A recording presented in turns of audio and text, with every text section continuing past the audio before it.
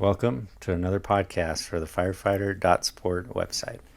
Today we're here with two firefighters from Logan, Liz and Tyler. And it wasn't that long ago that the three of us were here in this building as part-timers practicing the physical test to not look like a bunch of doofuses when we went to test. And that's true. And ever since, I've been trying to keep up with Liz. It's just never can catch up. But you and me both. Also, just to kick us off, so we're going to be talking a lot about nutrition today and just overall the impact nutrition and making good dietary choices has on your mental well-being as much as your physical well-being. And I'll never forget, I think it was one of the first shifts I worked with Liz at 72. I was on a trade or something. I come in with my dietary choices, had like gummy worms, crumble cookie, and then Liz shows up with this perfectly manicured tray of like cucumbers, carrots, and all these things. So ever since then, Liz has become the expert of nutrition. I don't think that so is right. Just tell us a little bit, Liz, let's just start off. Tell us a little bit about kind of what role nutrition has played in your fitness life, as well as just kind of how you kind of make the choices you do when it comes to what you eat and drink. It has been a long process to develop something that works for me, I guess. Coming from a background of my own disordered eating, I guess. Is that what you're calling mine?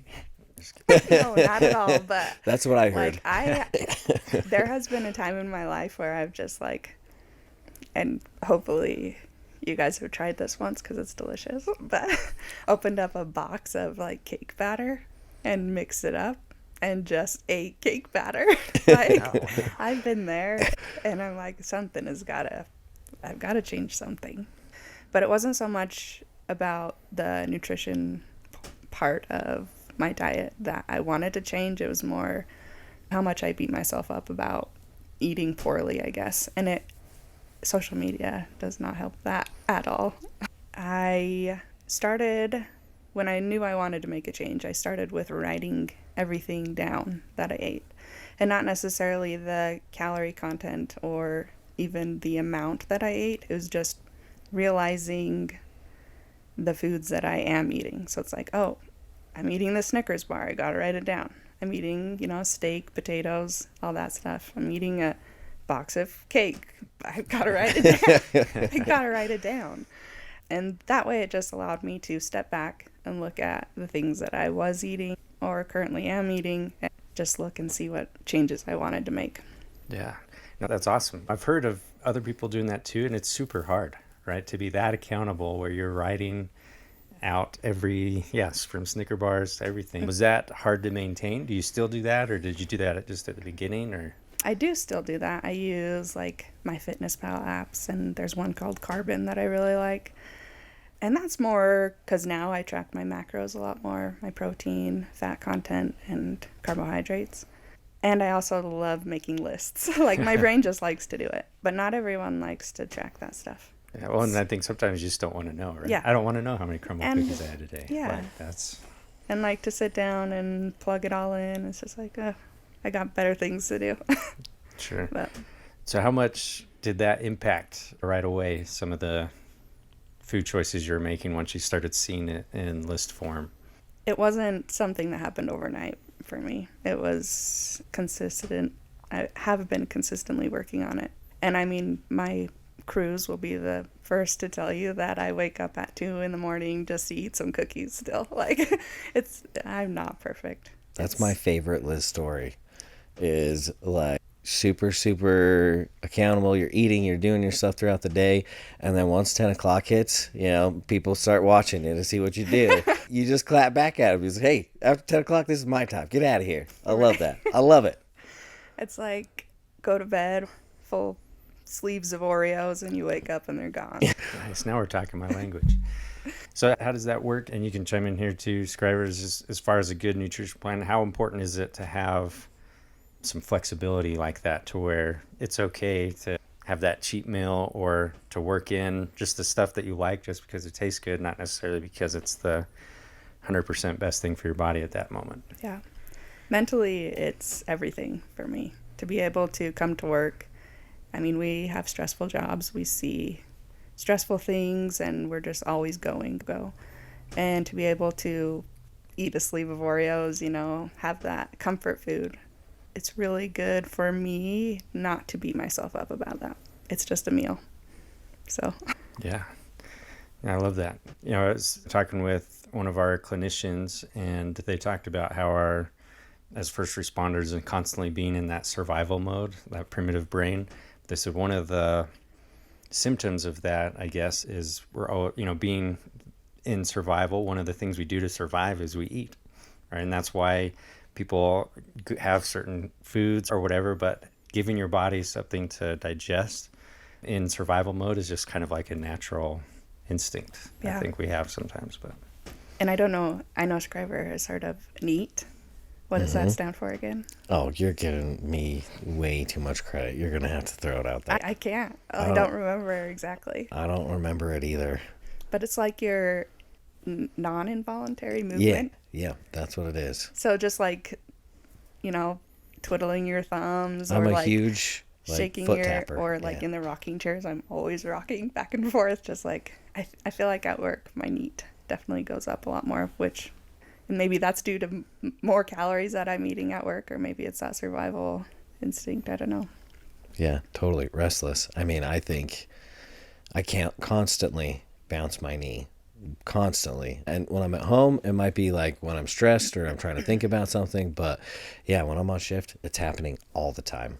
So describe kind of what are some of your things. I know you're kind of the nutrition nut as well. So balancing all the things that Liz said, from the comfort stuff as well as lists, and kind of what's your go-to method to kind of tackle your nutrition. Yeah. So to prepare for this podcast on nutrition, I didn't eat a box of cake batter, but what I did do is I ate a whole tube of cinnamon rolls. And if you don't know that, cinnamon rolls do come in a roll. You can just bake them, you can air fry them, you can do all that kind of stuff. But I did throw in some turkey bacon too. I wrapped it in it, so it was just a tasty treat. But yeah, starting out for me, I've always, if people didn't know this, I used to be really small. I mean, when I graduated high school, I was probably like 120 pounds max, like soaking wet. And at that time, I thought like if I ran a lot, I was going to get really muscular. And if I ate super, super clean, I was going to feel really good. And so I was kind of on that opposite end of that spectrum. I ran cross country, and, you learn like, oh, you can't drink soda and you can't do this because it's going to have all these problems when you run. And it's kind of interesting. Super, super unhappy with how I looked and how I felt. And then I started hanging out with a buddy, and he was like, let's start lifting. And it was interesting because as soon as I started lifting, I had zero want, need, or desire to eat clean anymore. I mean, I remember waking up at 2:00 in the morning. It wasn't Oreos, but like I was just throwing down fruit snacks like they were going out of style. I mean, and it was just something that I craved, that I needed. And it wasn't until he turned me on to MyFitnessPal, and he was like, hey, you should probably keep track of what you're eating. I was thought, oh man, I eat so much, like you don't even have to worry about that. Like that's not the problem. And I ignored what he was saying for probably, almost a year. And then I finally started keeping track of what I was eating. And granted, when I would sit down and I would eat a lot, I would eat a whole Little Caesars pizza, but then that would be the only thing I would eat all day. And that was probably like 1,200, 1,300 calories. Right now, I eat about 3,200 calories, and I get my fair share of Oreo calories in there as well, and tubes of cinnamon rolls. But I didn't know how little I was eating, and like how little, speaking of macros and stuff like that, how little like the nutritional value of what I was doing. So I tracked it for a while, and I figured out that, man, I need to eat more. Started eating more and tried to do that super clean, and it was hard. And I wasn't seeing what I wanted to. And so I relaxed a little bit. I started focusing more on my macro counts. And then after that, things just started to happen. If you feed your body, it's going to respond appropriately to the stresses that you put on it. So now I mean, my brain doesn't love lists like Liz's does, but what I do is when I want to gain weight or I want to lose weight, I track what I eat for a couple weeks, and then I just use that my average per day as like as a guide. It says, hey, I'm probably eating a little bit too much, or I'm not eating enough, and then I make these small little changes. When I have new clients who want to start training, every single one of them want me to just make this nutrition plan for them, and it breaks down all their meals, and they're going to eat super clean, and they're going to have that cheat meal like once a month or whatnot. And I just say, hey, this is all I want you to do. Reduce the amount of refined sugar that you have, and then try to eat more protein. Have a protein shake after you work out and before you go to bed. Those are the only guidelines I give them for even like the first 90 days, because that process, I don't want to just have them focus on lifestyle changes, a ton of them that they can't maintain. I want to make it as super, super simple as possible and get them started in the right direction. So that's kind of the advice I give people when they start with, and how I got to this point. Yeah. Well, and I think a lot of people want to tackle it and have somebody else take all the thought out of it for them, right? And I think that kind of goes back to what Liz was saying with, if you're going to get the mental benefits, like, you have to own it, and it has to be your thing that you're doing versus somebody else handed you this thing and it's one more thing you're not doing well at, right? Because they made this plan and it's not working, or you're not following it, versus if you have a plan that you're doing and then that's just something to feel productive and good about. I want to focus on the mental benefits for a little bit, and what impact have you seen on your mental health when you're eating well, or you feel like have kind of got that part dialed in to you've dialed into your nutrition, and then where are you at mentally versus when you're not dialed in nutrition wise? And so, what's it like for you? I mean, the first thing I probably see is just kind of, I have succeeded in something. So it's like, oh yes, I've stuck to what I wanted to do. And automatically that's like a good feeling, right? Like, awesome. Secondly, my performance in the gym. Like, I love going to the gym. I love being there. I love exercising. And I definitely see a difference when I'm feeding myself nutritious foods. I can compete with the guys. I can compete with the strong girls. It's just fun. You just have a way better time. And then when it comes to like anxiety and depression, I definitely see those things start to take care of themselves with nutrient-dense food. And like on social media, you'll hear clean foods versus, dirty food or bad food, that sort of thing. And one of the things that's helped me look at food differently, more as fuel, is to notice them for their nutrients. Like, this has protein, fiber, whatever I need, versus this is super clean, it's gonna make me grow or whatever, and then something super dirty. It's kind of getting rid of that demonizing factor of food. That helps me.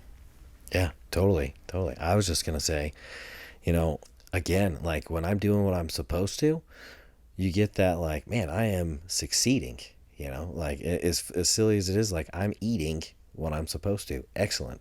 Also, when I don't eat what I'm supposed to, that guilt, it goes away. It's like, people call it a cheat meal. I just call it like dinner. I don't know. I call it, yeah. I just eat it because I like it, or because it's easy, and I didn't want to, argue with my 4-year-old that we can't eat pizza for the 7th day in a row or something like that. But looking at it more of instead of it being this depressing thing, or that it's going to give me anxiety or whatnot, it's a tool. And junk food can be tools, probably not the best tools, but they serve their purpose. And when overall I'm eating, on average, I'm meeting my goals and I'm doing that stuff, it doesn't bother me when I have those times when I eat like a 4-year-old. So, yeah. I think, as first responders, we live in this world of control, right? And especially in out of control situations. Like, it seems like that's where we thrive. That's where our mindset is. We show up to a chaotic scene, regardless of the severity of the scene. Most of them are chaotic because people don't understand this isn't a non-life-threatening injury. They think it is, but either way, we show up and we are that kind of sense of control.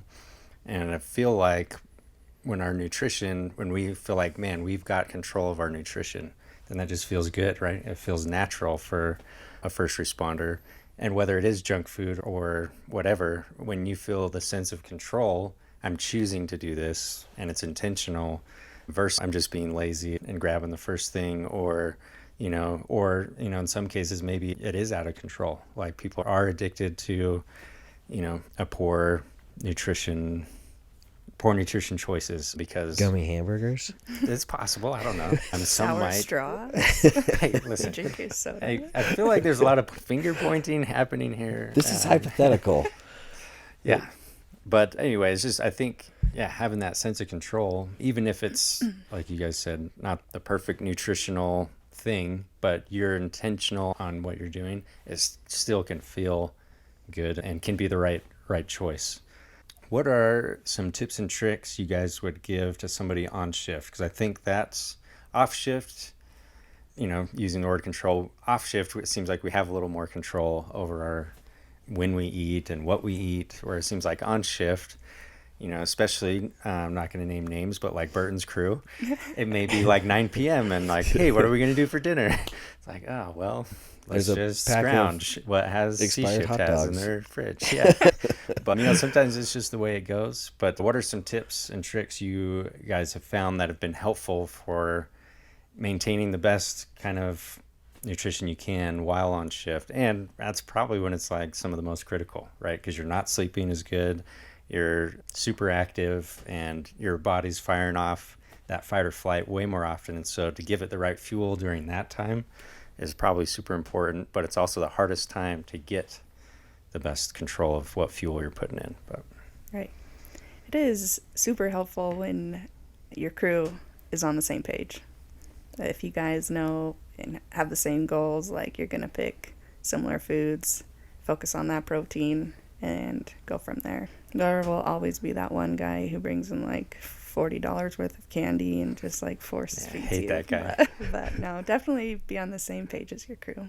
So do you make a plan ahead of time with your crew, or is that something you guys actively talk about? Like who's going to do the meals next week, or like how do you guys do that as a crew? For our crew, Craner loves to do the meals. And the magic table. It is the magic table. We eat at the same time every day, which I think is very helpful. I mean, we don't go till that 8 or 9 till bedtime, and we just have lunch at noon and dinner at 6, and you can count on it.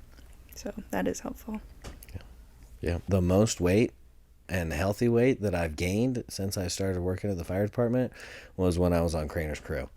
And I mean, side note, sidebar, we gotta, give some love to Captain Burton. He just needed Grandma Ward to be there to make sure that his crew's taken care of.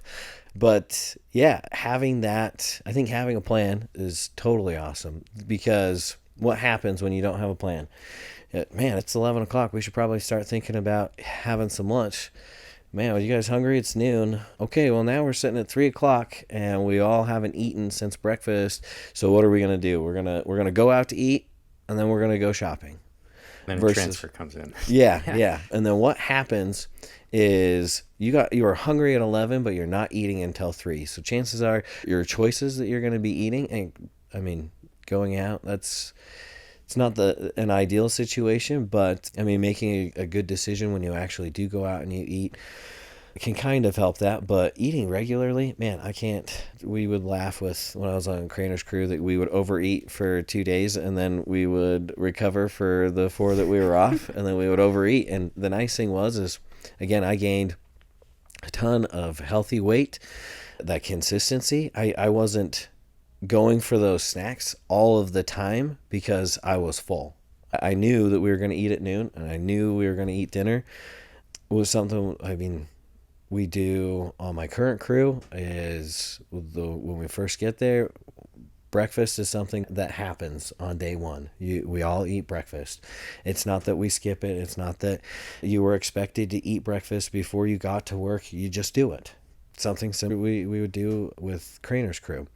But then we make our plan early on what we were going to eat. We went probably 6 months where we ate steak and potatoes at least one meal while we were on shift. And I mean, we perfected the steak and potatoes, and it was great. And then as far as that mental load, or as far as the the temptation to snack all day or to do anything like that, it's eliminated because you have a plan. You're going to be eating, you got to prepare your food, which is, I think, is always a great thing because you get to see what goes in there. You get to be part of the process of making your own food, and then eating your food. You start to really appreciate the process. But yeah, I think like what Liz was saying, having an overall general goal as a crew as far as what you're going to be eating and what your plans are, I think that's super important. Yeah.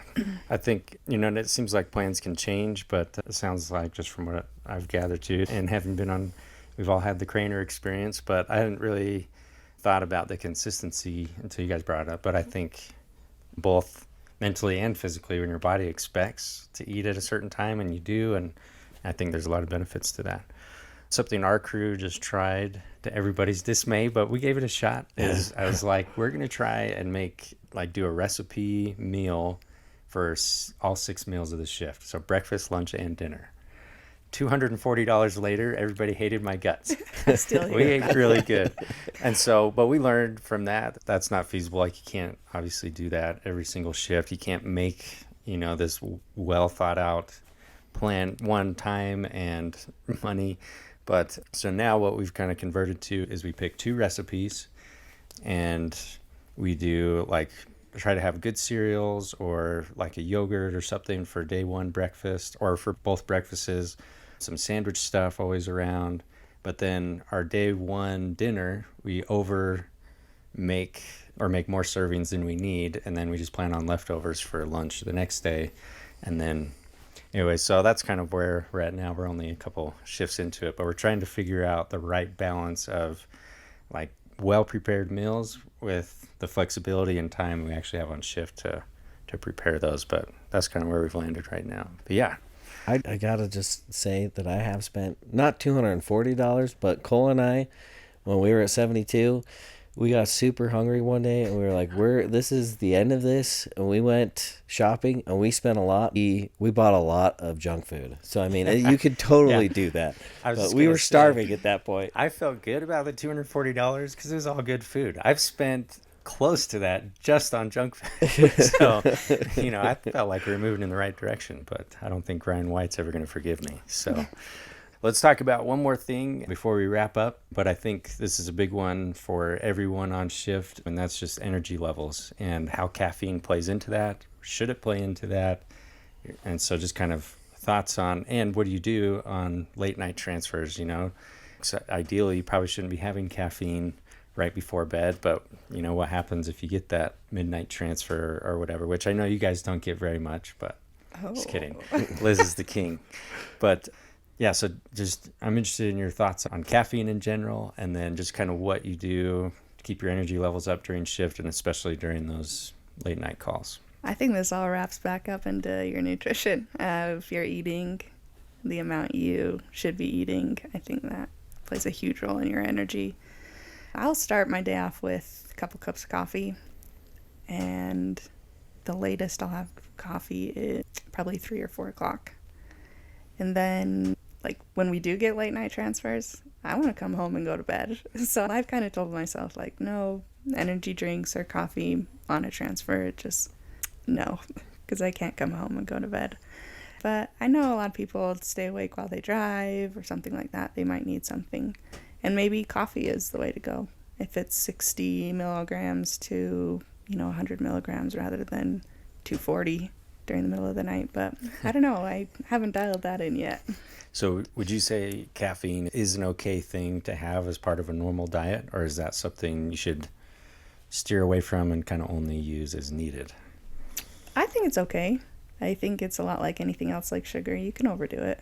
But I definitely drink a cup of coffee every morning. I mean, I can go without it. I don't get headaches or anything, but just kind of that routine of drinking coffee and getting that little extra boost with the caffeine is awesome. Yeah. Would you say all caffeine is equal? Like, is the caffeine from an energy drink the same as what's in coffee, or is like one a different form of caffeine that's better or worse? I don't know. Okay. I choose coffee because it doesn't have the other additives that energy drinks do, whatever those may be. Taurine, sugar. What else is in energy drinks? Goodness. Yeah. Deliciousness. Sweet, lovely goodness.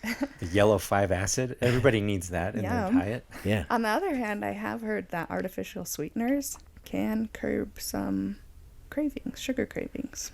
So that is interesting. Yeah. I love my energy drinks, but Don't you caffeine. have one here, like right now? It's right next to my foot. I'm trying to hide it. No, I'm not. Yeah, I mean, caffeine is probably the most researched supplement that's out there. The second one is creatine. Side note, everybody should be having it. Everybody. But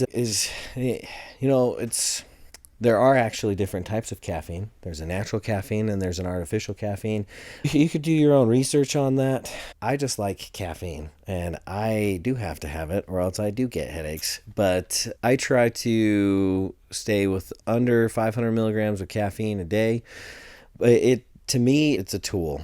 I might not drink it first thing when I wake up. I try to at least drink 16 to 12 ounces of water.